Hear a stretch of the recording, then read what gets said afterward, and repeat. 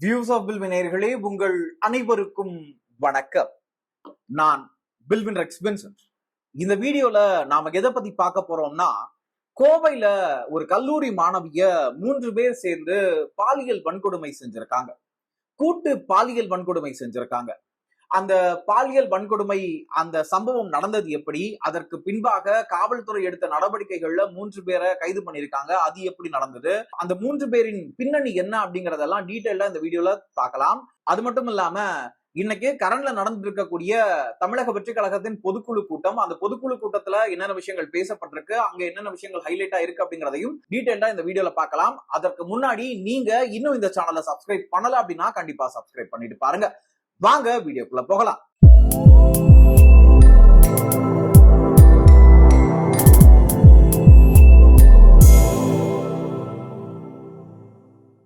முதல்ல கோயம்புத்தூர்ல நடந்த அந்த சம்பவத்தை பத்தி டீடைலா பார்க்கலாம்.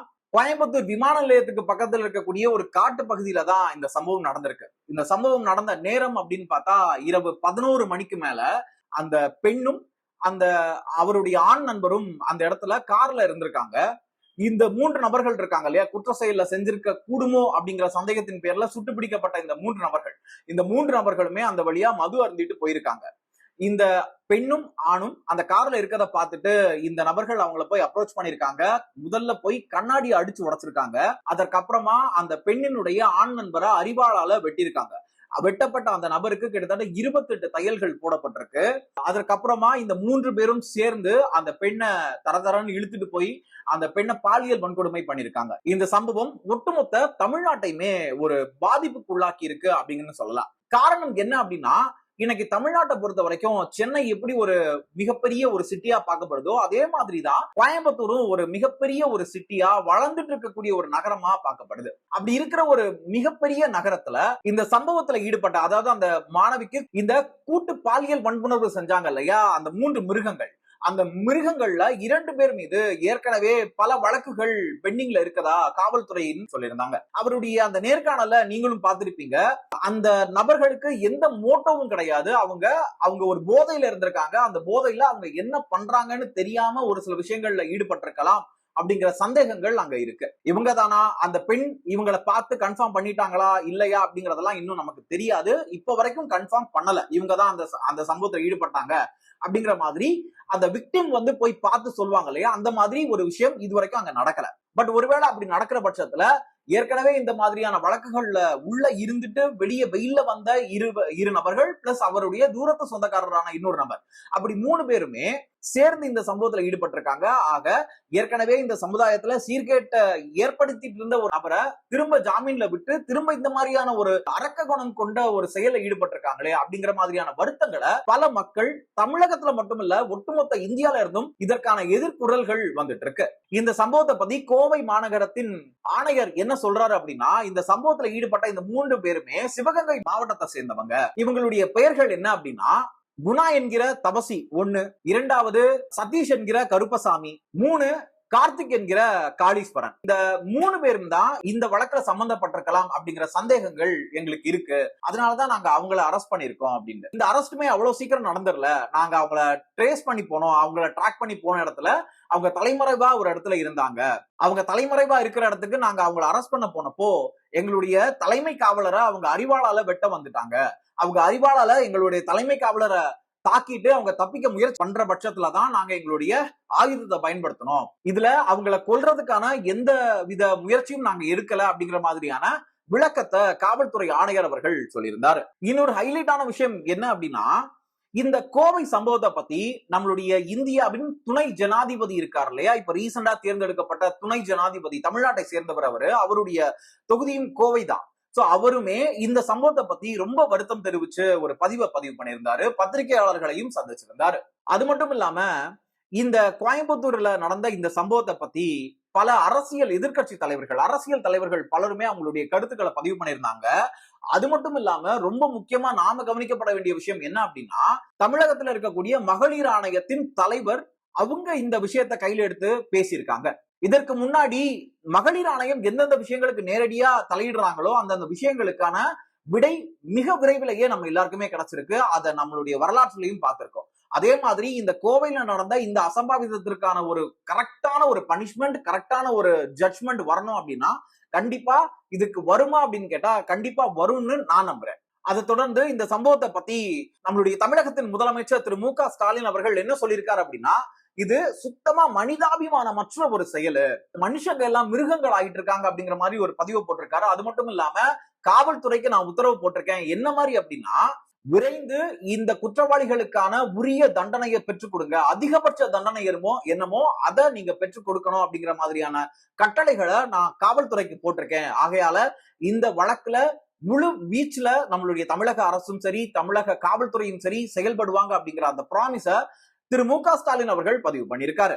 அதை தொடர்ந்து எதிர்க்கட்சி தலைவர் என்ன சொல்லியிருக்காரு அப்படின்னா, தமிழகத்துல சட்டம் ஒழுங்கு நாளுக்கு நாள் சீர்கட்டிட்டு தான் இருக்கே தவிர எந்த சம்பவங்கள் நடந்தாலும், எத்தனை சம்பவங்கள் இந்த மாதிரி நடந்தாலும் தமிழக முதலமைச்சர் திரு மு க ஸ்டாலின் அவர்கள் தமிழக மக்கள் மீது ஒரு அவங்களுடைய நலன் கருதி எந்த ஒரு செயலுமே செய்ய மாட்டாரு அப்படிங்கிற மாதிரியான காட்டமான கருத்துக்களை பதிவு பண்ணியிருக்காரு. இன்னும் ஒரு ஹைலைட்டான விஷயம் என்ன அப்படின்னா, நாம் தமிழர் கட்சியை சேர்ந்த தொண்டர்கள் இந்த சம்பவம் நடந்தது இல்லையா, அதுக்கு பக்கத்துல இருக்கக்கூடிய ஒரு பிரைவேட்டுக்கு சொந்தமான ஒரு பார அடிச்சு நொறுக்கி துவம்சம் பண்ணிருக்காங்க. இந்த மாதிரியான சமூக சீர்கேட்டு செயல்களில் ஈடுபடுறவங்க குடிச்சிட்டு தான் செஞ்சிருக்காங்க. இந்த சம்பவத்திலயுமே ஈடுபட்ட அந்த 3 பேருமே குடிச்சிருக்காங்க. குடிச்சதுனாலதான் இந்த மாதிரியான ஒரு சம்பவத்தை செஞ்சிருக்காங்கன்னு காவல்துறை ஆணையர் அவர்கள் ஒரு அறிக்கையை கொடுத்திருக்காரு. அதை தொடர்ந்து இந்த நாம் தமிழர் கட்சியினுடைய தொண்டர்கள் எல்லாருமே போய் அந்த பார அடிச்சு நொறுக்கி இருக்கதும் இங்க குறிப்பிடத்தக்கதா இருக்கு. எண்ட் ஆஃப் தி டே இந்த கோயம்புத்தூர் வழக்குல நமக்கு ஒரு ப்ராப்பரான ஜட்ஜ்மெண்ட் வரும்னு நாம நம்புறோம். இந்த மிருகங்களுக்கு தயவு தாட்சண்யம் இல்லாம அவங்களுக்கான அதிகபட்ச தண்டனை கொடுக்கணும் அப்படின்னு உங்க எல்லார் சார்பிலையும் நானும் ஒரு வாட்டி இந்த அரசை கேட்டுக்கிறேன். இப்போ அடுத்த ஸ்டோரிக்கு வரலாமா? நம்மளுடைய தமிழக வெற்றி கழகம் இருக்கு இல்லையா, அவங்க இன்னைக்கு அவசரமா ஒரு சிறப்பு பொதுக்குழு கூட்டத்தை கூட்டியிருக்காங்க. அந்த பொதுக்குழு கூட்டத்துல பல பொதுக்குழு தீர்மானங்களை முன் வச்சிருந்தாங்க. அதுல முதல் தீர்மானமா நாம பாக்குறது என்ன அப்படின்னா, கரூர்ல நடந்த அந்த சம்பவத்துல உயிரிழந்த அனைவருக்குமே அங்க 2 நிமிடம் மௌன அஞ்சலி செலுத்தப்பட்டுச்சு. அதற்கப்புறம் இந்த சம்பவத்துக்கு பின்னாடி யாரெல்லாம் இருக்காங்க அப்படிங்கறத உண்மை கண்டறியும் அணி இதை சரி பார்ப்பாங்க, உண்மை ஒரு நாள் வெல்லும் அப்படிங்கிற மாதிரியான சமிக்கைகள் அங்க முழங்கப்பட்டிருக்கு அப்படிங்கறத நம்மளால பார்க்க முடியுது. அதாவது கரூர் சம்பவத்துக்கு அப்புறம் ரொம்ப நாளா அமைதியா இருந்த தமிழக வெற்றி கழகம் மீண்டும் ஒரு புத்துணர்ச்சியோட இன்னும் பன்மடங்கு வேகத்தோட இதுல இனிமே இயங்க துவங்குவாங்க அப்படிங்கிற ஒரு சமிக்கைய இந்த சிறப்பு பொதுக்குழு கூட்டத்தின் மூலமா அவங்க சொல்லியிருக்கிறதா தான் பார்க்கப்படுது. அந்த சிறப்பு பொதுக்குழு கூட்டத்துல பேசின பொதுச் செயலாளர் ஆனந்த் அவர்கள் என்ன சொல்லியிருக்காரு அப்படின்னா, எங்களை சுத்தி பல சதிகள் நடக்குது, நாங்க இந்த சதிகள் எல்லாம் முறியடிச்சு கண்டிப்பா தமிழகத்துல 2026ஆம் ஆண்டு தேர்தல்ல ஜெயிச்சு மக்களின் செல்வாக்கோட எங்களுக்கு எதிரியா இன்னைக்கு நிக்கக்கூடிய எல்லாரையும் தோற்கடிச்சு நாங்க முன்னிலையில நிற்போம், ஒட்டுமொத்த மக்களுடைய ஆதரவும் எங்களுக்கு தான் இருக்கு அப்படிங்கிற மாதிரி மறுபடியும் ஆணித்தரமா அந்த ஒரு வார்த்தையை பதிவு பண்ணிட்டு போயிருக்காரு. இதை தொடர்ந்து நம்ம எல்லாருக்குமே ஒரு விஷயம் தெளிவா புரியுது. என்ன அப்படின்னா, தமிழக வெற்றி கழகம் அவங்களுடைய அரசியல் பயணத்தை திரும்பவும் ஸ்டார்ட் பண்ணிருக்காங்க. இனி அடுத்த கட்ட நகர்வுகள் எதை நோக்கி இருக்க போகுது, அடுத்து இவங்களுடைய அரசியல் பிரச்சாரங்கள், மக்களை சந்திக்கும் நிகழ்வுகள் எப்படி இருக்க போகுது அப்படிங்கறதெல்லாம் நாம காத்திருந்து பார்க்கலாம். அதே மாதிரி மீண்டும் இவங்க அரசியலுக்குள்ள ஒரு புத்துணர்ச்சியோட வரும்போது இன்னும் எத்தனை விதமான சவால்கள் இவங்களுக்கு கொடுக்கப்படும், இல்ல இந்த மாதிரி இன்னும் எத்தனை சோதனைகள் இவங்களுக்கு ஏற்படும், இன்னும் ஏதாவது உயிரிழப்புகள் ஏற்பட வாய்ப்புகள் இருக்கா, அதற்கு சிறப்பா ஒரு செயற்குழுவை ஒண்ணு உருவாக்கி இருக்காங்க. அதாவது இந்த திருவிழா கமிட்டி எல்லாம் இருக்கும் இல்லையா, அந்த மாதிரி இனிமே எங்க அரசியல் பிரச்சாரங்கள் மேற்கொண்டாலும் அதற்கு முன்னாடி அதாவது காவல்துறையில பணியாற்றி ஓய்வு பெற்றிருப்பாங்க இல்லையா, அந்த மாதிரியான சிறப்பான அதிகாரிகளின் தலைமையில ஒரு மிகப்பெரிய ஒரு குழுவை தமிழக வெற்றி கழகத்தின் தலைவர் திரு விஜய் அவர்கள் உருவாக்கி இருக்கதா தகவல்கள் வெளியாகி இருக்கு.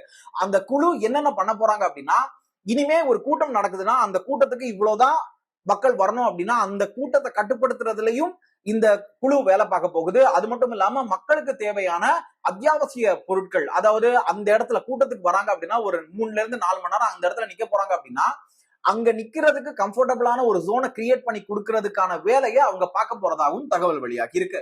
ஆக ஒட்டுமொத்தமா தமிழக வெற்றி கழகத்தின் அடுத்த கட்ட அரசியல் பாய்ச்சல் எப்படி இருக்க போகுது அப்படிங்கறத நாம பொறுத்திருந்து பார்ப்போம். நீங்க என்ன நினைக்கிறீங்க அப்படிங்கறத பத்தியும் நம்மளுடைய கமெண்ட் பாக்ஸ்ல லீவ் பண்ணுங்க. மீண்டும் இன்னொரு வீடியோல உங்க எல்லாரையும் வந்து சந்திக்கிறேன். அது வரைக்கும் உங்களிடமிருந்து விடைபெறுவது நான் உங்கள் வின்சென்ட். நன்றி, வணக்கம்.